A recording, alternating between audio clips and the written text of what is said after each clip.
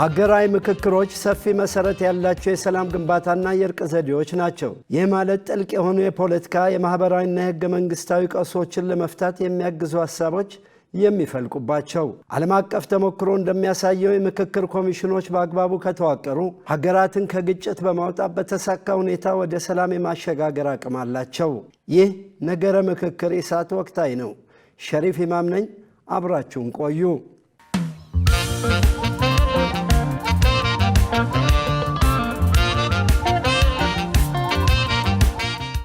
አገራዊ ውይይቶች መዋቅራዊ ቅሬታዎችን በመፍታትና ግጭትን በመከላከል የሰላም ግንባታ መሰረት በመሆን ያገለግላሉ። የተሳካላቸው ምክክሮች በዋነኛነት የተዋቀሩት በተሟላ ተሳትፎ ላይ ነው። ይህ ማለት አነስተኛ ውክልና ያላቸውን የፖለቲካ ቡድኖችና የታጠቁ ኃይሎችን ጭምር በማካተት ባለፉት 50 ዓመታት በርካታ ቁጥር ያላቸው ሀገራዊ ምክክር ጉባኤዎች በተለያዩ የዓለማችን ክፍሎች ተደርገዋል። በኢትዮጵያም የሚካሄደው ሀገራዊ ምክክር 4000 ጉባኤተኞች የሚሳተፉበት ነው። ይህ ማለት ትልቅ ቁጥር ያለው ጉባኤተኛ የሚሳተፍበት ነው። ሁሉንም የሀገሪቱ ክፍል የወከለና ያካተተ።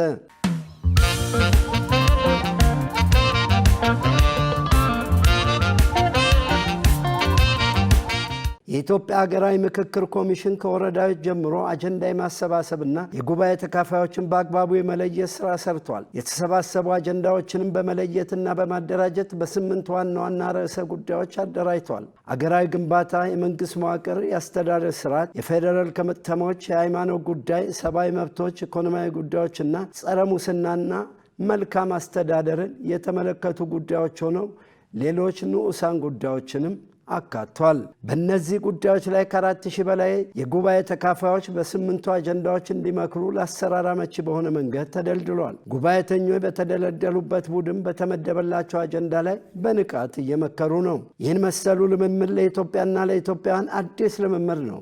ቀጣይ ኢትዮጵያ ምን መምሰል አለባት በሚለው ላይ ኢትዮጵያን በመጪው ጊዜ ሲመካከሩ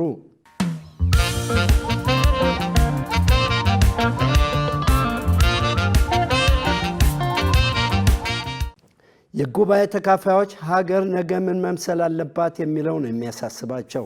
አገር ምን መምሰል አለባት የሚለው ላይ የተመካከረና የተስማማ በእርግጠኝነት ትልቅ ነገር አድርጓል። የተለወጡና ትልቅ ደረጃ ላይ የደረሱ ሀገራት የለውጥና የእድገታቸው ሚስጥር በመጪው ጊዜ ላይ መስማማት መቻላቸው ነው። ለመጪው ትውልድ ለልጆቻችን እንዴት ያለች ሀገር ማስረከብ አለብን ብለው ስለተነጋገሩ ነው። በመጪው ጊዜ ላይ ስለተስማሙ ነው።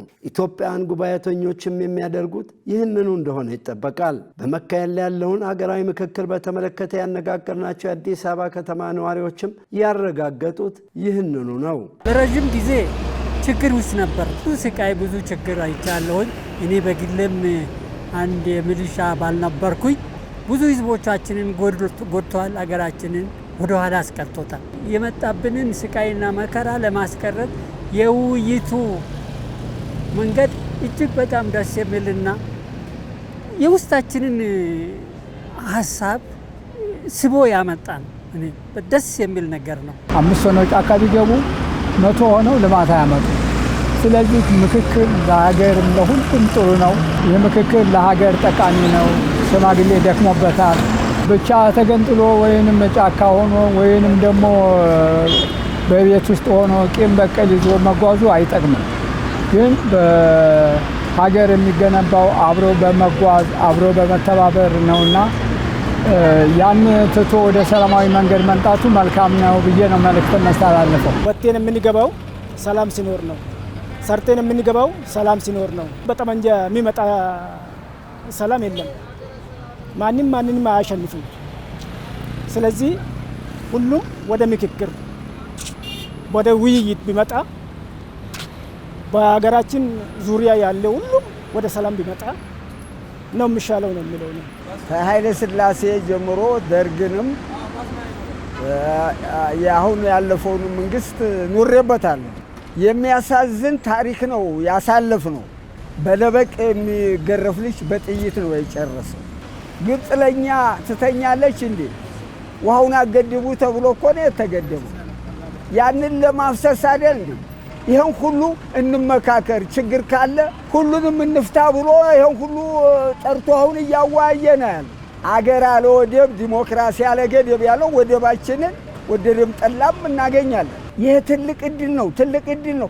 አስተሳሰባችን ነው የጎደለ የነበረውና ይህ ጎደሎን አስተሳሰብ ወደ ቀናነት አምጥተን ዜጎቻችንን በጥሩ መስመር ብንመራቸውና ብንመራ ጥሩ ይሆናል ብዬ አስባለሁ።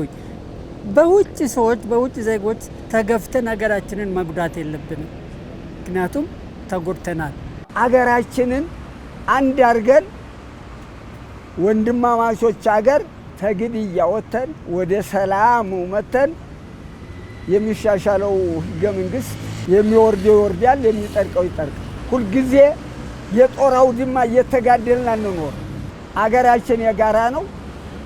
መንግስት ቂም በቀል የለውም። እነዛም ሁሉም ቀርበው ችግሩ በውይይቱ ይፈታ። የተበደለ ካሳ ያገኛል፣ ያልተበደለ ሰላም ይሆናል። ለዚች ሀገር የሚጠቅመን አንድነት ነው። መገንጠል ለዶሮም አልበጃት። የብሔር ፖለቲካ መውረድ ያለበት የሁላችንም ጥረት ነው፣ የሁላችንም አንድነት ነው። ልጆቻችን ይደጉ፣ አገር ይፈንጥዝ። ባፈሙዝ በጥይት በመግደል አገር አንድ አይሆንም፣ ይንዳል እንጂ መሳሪያቸውን አኑረው ችግራቸውን ያቅርቡ። ጫካ ያሉትን ይጥራ።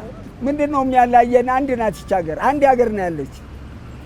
የግብፅ አሽከር ሆነው እንደገና ግብፅን ይዘው እኛን አጥፍተው ሊኖሩ አይኖሯት።